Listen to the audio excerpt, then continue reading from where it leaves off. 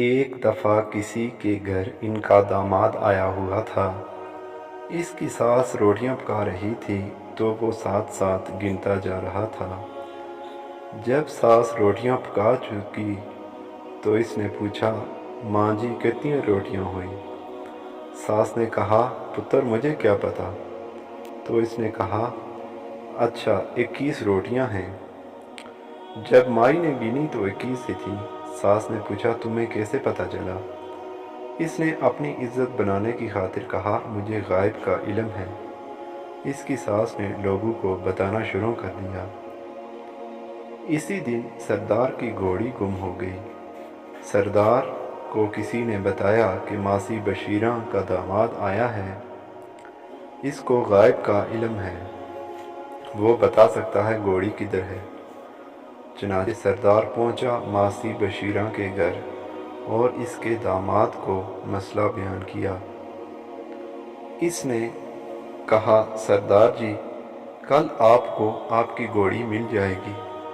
وہ ساری رات گھوڑی ڈھونڈتا رہا، جنگل سے گھوڑی مل گئی۔ اس نے ایک درخت سے گھوڑی باندھی اور صبح جب سردار آیا تو اسے درخت کا پتہ بتا دیا۔ سردار کو شک ہوا، اس نے اس کا امتحان لینے کے لیے مٹھی میں ایک ٹڈا پکڑا اور چل پڑا ماسی کے گھر۔ اس جوائی کا عرف نام ٹڈا تھا۔ جب جٹ سردار پہنچا تو اس نے کہا، بتا تو میری مٹھی میں کیا ہے؟ اس نے تو اپنے لیے کہا، روٹیاں گن لیائیں رات پن کے گھوڑی لب لئیے، جان ٹڈے دی مٹھی وچ آئی ہن کی کریں گی جندڑیے۔ سردار نے مٹھی کھول دی اور ٹڈا اڑ گیا۔ سردار جوائی صاحب کے قدموں میں گر پڑا۔ اب جو بادشاہ تھا اس کی رانی کا ہار گم ہو گیا۔ بادشاہ نے اعلان کیا، جو ہار ڈھونڈ کر دے گا اسے منہ مانگا انعام دیا جائے گا۔ سردار کو اعلان کا پتہ چلا تو سردار جوائی صاحب عرف ٹڈے کو لے کر چل پڑے بادشاہ کی خدمت میں۔ بادشاہ سب کچھ سن کر بہت خوش ہوا۔ بادشاہ نے کہا، بھائی بتائیے ہار کہاں ہے؟ تو اس نے رات تک کا وقت مانگا۔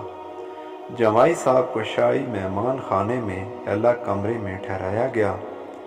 کمرے میں جا کر جوائی صاحب اونچی آواز میں راگ لاپنے لگے، روٹیاں گن لیائیں رات پن گھوڑی لب لئیے، جان ٹڈے دی مٹھ وچ آئی ہن کی کریں گی جندڑیے۔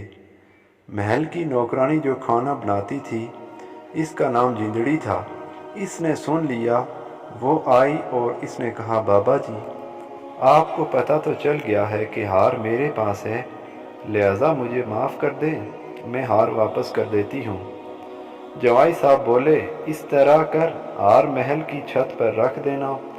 صبح بادشاہ نے پوچھا تو اس نے بتا دیا کہ ہار چھت پر موجود ہے۔ بادشاہ نے خوش ہو کر اسے اپنا وزیر مقرر کر دیا۔ پرانے وزیر کو بہت برا لگا۔ اس نے سوچا کیوں نہ بادشاہ کا ہی کام تمام کر دیا جائے، لہٰذا اس نے رات کو بادشاہ کے اوپر چھت گرانے کا پروگرام بنایا۔ جوائی صاحب اب اس کام سے اکتا گئے تھے۔ اس نے سوچا بادشاہ سے ایسے جان نہیں چھوٹے گی، کیوں نہ کچھ غلط حرکت کی جائے۔ بادشاہ سویا ہوا تھا۔ اس نے ٹانگوں سے پکڑ کر بادشاہ کو پلنگ سے نیچے گھسیٹ کر باہر لے آیا۔ اتنے میں کمرے کی چھت گر گئی۔ بادشاہ ایک بار پھر بہت خوش ہوا، اس نے میری جان بچائی ہے۔ بادشاہ نے اسے اپنے ساتھ تخت پر بٹھا لیا۔ اب کوئی 2 دن کے بعد پرانے وزیر نے بادشاہ کے تاج میں سانپ رکھ دیا۔ بادشاہ کا تاج لایا جا رہا تھا۔ جوائی صاحب کو پھر سوجی، اس نے تاج کو ہاتھ مارا اور تاج وہ جا گرا۔ اس میں سے سانپ باہر نکل آیا۔ اب تو بادشاہ کو پورا یقین ہو گیا کہ یہ شخص واقعی بہت پہنچی ہوئی ہستی ہے۔ بادشاہ نے اسے بادشاہ بنا دیا اور خود اس کے قدموں میں بیٹھ گیا۔